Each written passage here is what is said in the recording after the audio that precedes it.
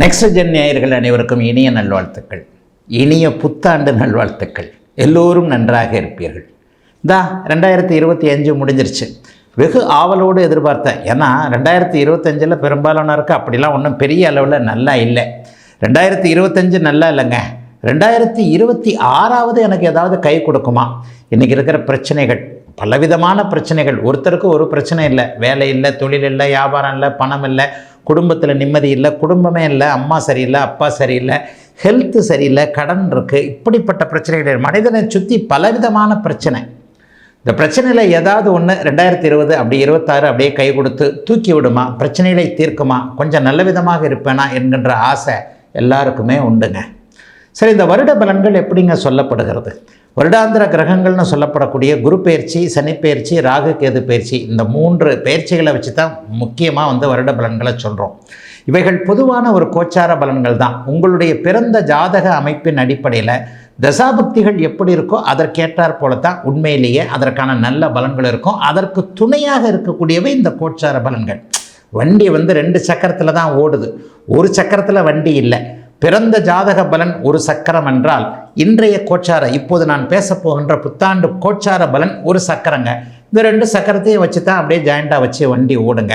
அப்போ எப்படிங்க இருக்குது? குருப்பெயர்ச்சி ஏதாவது இருக்கா? சனிப்பெயர்ச்சி எதனா இருக்கா? ராகுகேது பயிற்சி எதனா இருக்கா? எப்படிங்க இந்த பலன்களை நம்ம தெரிஞ்சுக்கிறது அப்படின்னு பார்த்தீங்கன்னா, முதல் 5 மாதங்களுக்கு எந்த விதமான பயிற்சியும் இல்லை. ஜூன் மாதம் 2ஆம் தேதி குருப்பெயர்ச்சி நடக்குது. 12 ராசிகளுக்கும் மிகப்பெரிய நன்மைகளை செய்யக்கூடிய குரு பகவான், உலக மக்கள் அவ்வளவு பேருக்கும் நன்மைகளை செய்யக்கூடிய குரு பகவான் இப்பொழுது மிதுன வீட்டிலிருந்து கடக வீட்டிற்கு உச்சம் என்கின்ற ஒரு நல்ல நிலைமையை அடைகிறார். It's a peculiar. 12 வருஷங்களுக்கு ஒரு முறை மட்டும்தான் அவர் உச்சத்தை அடைவார். அது அமைப்பு இப்போது இருக்கிறதுனால 12 ராசிக்காரர்களுக்குமே ஏதாவது ஒரு விதத்தில் நல்லவைகள், பணப்புழக்கம் அதிகரிக்கக்கூடிய தன்மைகள் கண்டிப்பாக இருக்கும். பெரிய கஷ்டங்கள் வராது. சனிப்பெயர்ச்சி இந்த வருஷம் முழுக்கவே 2026 முழுக்க இல்லை. மீன வீட்டிலேயே மீனத்திற்கு ஜென்மச்சனியாக அப்படியே சனி பகவான் அங்கேயே இருக்கிறார். ராகு கேது பயிற்சி டிசம்பர் மாதம் 5ஆம் தேதி நடக்குது. அது கடைசியில் நடக்குது. அதனால் இந்த வருஷத்தில் பெரிய தாக்கம் எதுவும் இருக்காது. அடுத்து இந்த வருடம் முடிய போகின்ற 20 நாட்களுக்கு முன்பு ராகு கேது பயிற்சி இருக்கனால அதுவும் இருக்காது. ஆக குரு பகவான் மட்டும்தான். முதல்ல குரு பகவான் கடகத்துக்கு உச்சமாகிறார். 3 மாதத்தில் போன வருஷம் மாதிரியே அதிசார பயிற்சின்ற முறையில் கடகத்திற்கும் சிம்மத்திற்கும் அப்படியே மாறி மாறி வருவார். ஆக குருவின் பலன்கள் ஓரளவிற்கு நன்றாக இருக்கின்ற காரணத்தினால் 12 ராசிக்காரர்களுக்கும் பெரிய அளவில் சோதனைகள் இருக்காது. 2025 கஷ்டப்பட்டவங்க எல்லாருமே 2026 ஓரளவுக்கு நல்லா தான் இருப்பீங்க. இருந்தாலும் இப்போது தனித்தனியாக மேஷம் முதல் மீனம் வரையிலான இந்த 12 ராசிக்காரர்களுக்கு எப்படிப்பட்ட சாதக பாதக அமைப்புகள் இருக்கும் அப்படிங்கிறத இப்போது பார்த்துடலாங்க. சிம்மராசிக்காரர்களுக்கு பார்த்திங்கன்னா அஷ்டமச்சனி நடந்துக்கிட்டு இருக்கு. ஆனால் அஷ்டமச்சனியோடைய பாதிப்புகள் சிம்மராசிக்காரர்களுக்கு யாருக்குமே இல்லைன்றதான் உண்மை.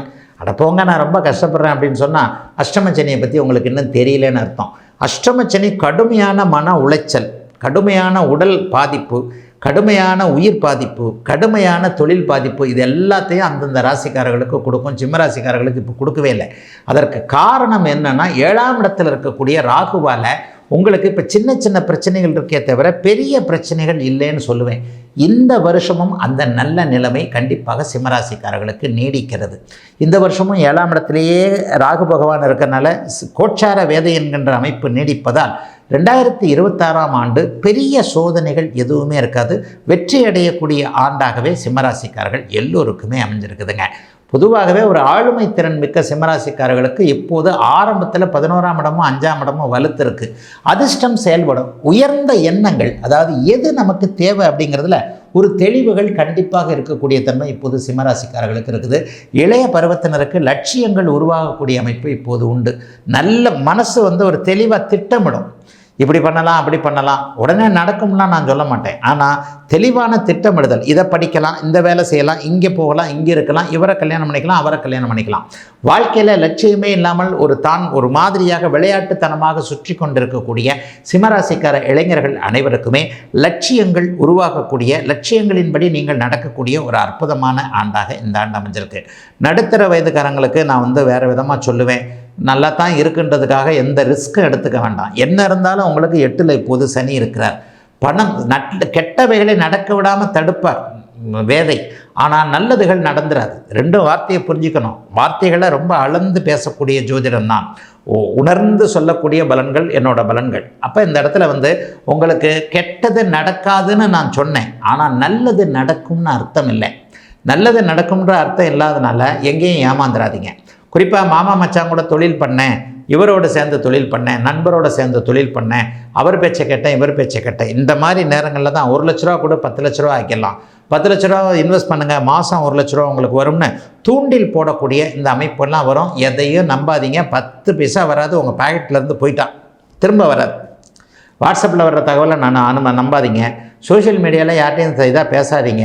ஃபேஸ்புக்கில் பாதி பேர், முக்கால்வாசி பேர் ஆம்பளைங்க தான் பொம்பளை பேரில் இருக்கிறாங்க. எந்த பொம்பளையும் ஃபேஸ்புக்கில் இருக்கிறது இல்லைங்க.